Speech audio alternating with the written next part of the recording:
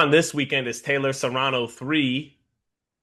Who do you think wins? If this fight goes the script has been set for the first two fights, which is Serrano at some point hurts Katie Taylor, has the biggest moment of the fight, but doesn't put enough of those moments together to win a decision over 10 rounds. So a lot of people think she may have won one of these fights already, but Katie always finds a way to outpunch her and do enough to win the fight. I think the onus is on Serrano in part three to make an adjustment. I don't know if that's counter punching on the front foot more, not going punch for punch with Taylor in those exchanges. It's hard to fight. That's why Serrano has wanted these 3 minute rounds so bad. She wants to mount consistent, intelligent pressure, but some of that intelligent pressure has to be thrown to the wayside in 2 minute rounds, and you just got to get it and go. I don't know if she can find a way to counter punch on the front foot, not go punch for punch with Taylor, try to catch and catch and catch and then pick her spot. Maybe that left hand she keeps hurting her with, sweep it to the body, find the body more against Katie Taylor. But I don't know. Serrano's going to have to find a way to make a slight adjustment in fight number three. What do you think, Raheem? It has to be Serrano by knockout. That's how this trilogy ends.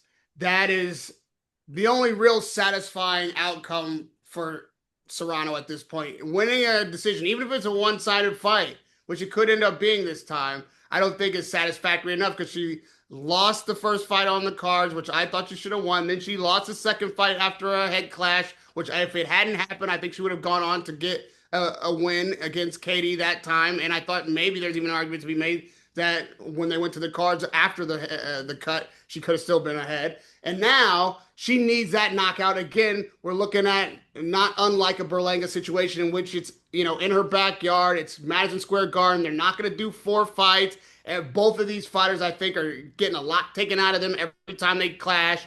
And this is the moment that would make it all okay. And that is what Serrano needs. It'll be even to me. The two decisions for Taylor and one knockout in the third fight for Serrano. I'm happy with it. Let's call it. Let's call the trilogy a draw. You know what I mean? Let's just.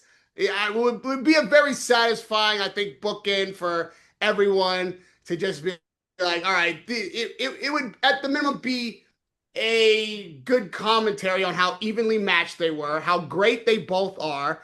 The Serrano fans could walk away with something. The Katie fans already have something, and it's a kind of a storybook ending. And I don't want Katie hurt. I don't want her going to the hospitals from any kind of broken jaw or orbital bone or just a 10 count. Let's get it done. That to me is just the narrative that would be satisfying. Now, what will actually happen? I just saw the media workout. You're right. That was yesterday.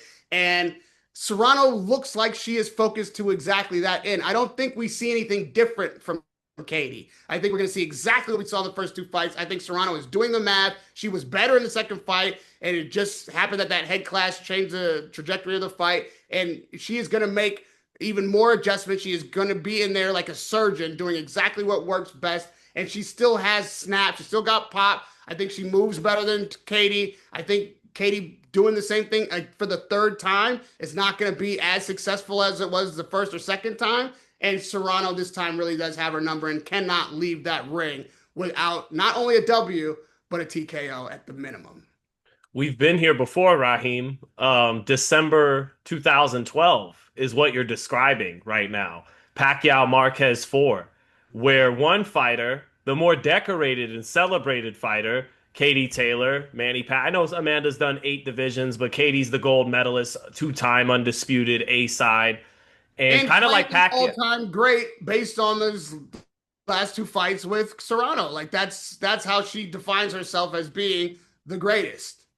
Yeah, along with Chantel Cameron and all the other things she's done, but that's the centerpiece win is beating Yes. Serrano, and Twice. like Pacquiao and Marquez, barely beat Serrano. Like Pacquiao barely beat Marquez, and each time Marquez got a little closer until he finally not only won but he knocked him out in front of his crowd, and so that's what you're By describing. setting a trap with a punch that he knew Pacquiao would walk onto because he fought him three fucking times before, and he finally got to pull the trigger when it was time to make it happen. This is what I expect to see from Serrano. You're exact. That's the analogy. Yeah. Mm-hmm. Yeah.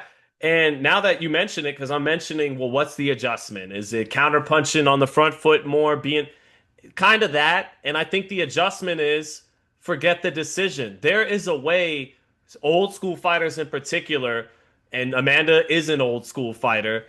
They knew how to when some fans will hear you fight for the knockout, they don't think of IQ and skill. They think, oh well, that's someone going out there like Tiafimo did in the first round against George Kambosos, reckless, swinging for the fences.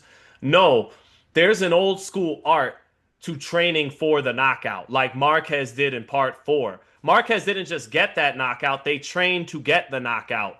And it's a calculated decision of throwing less punches at this moment in the fight, doing because we're not trying to win rounds.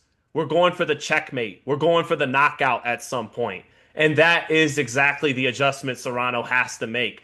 The minutia of Have that adjustment is up to her and Jordan in the film room to She can find. have no faith in the scorecards. If Right. anything, she's certainly not waiting on the judges to do what she considers to be the right thing or give her this third fight. So you're right. The smart thing to do would be to go in there and train for the stoppage. If you train for the card, you're a fool at this point.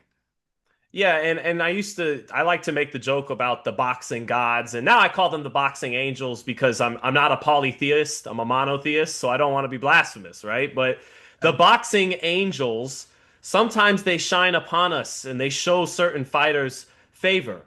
And I feel like Katie Taylor, with all her close calls, she had a close call against Delphine Persoon, Chantel Cameron, and Amanda. She's had a lot of close calls break her way. And a lot of great A sides, Oscar and Manny and they Ali have close calls fall their way. It's kind of the blessings of a great A side fighter, which Taylor certainly is. But you would think that it's Serrano who's due to have their blessing in this fight. So maybe third time's the charm. Maybe we get that Pacquiao Marquez. We'll see. Or maybe Katie Taylor walks off 3-zip. We'll see. I don't know. Doesn't sound right. When you said it, how'd you feel? It's possible. Well, of course it's possible, Sean, but how'd you feel? I mean, Feel right. Felt a little dirty. may the best woman win.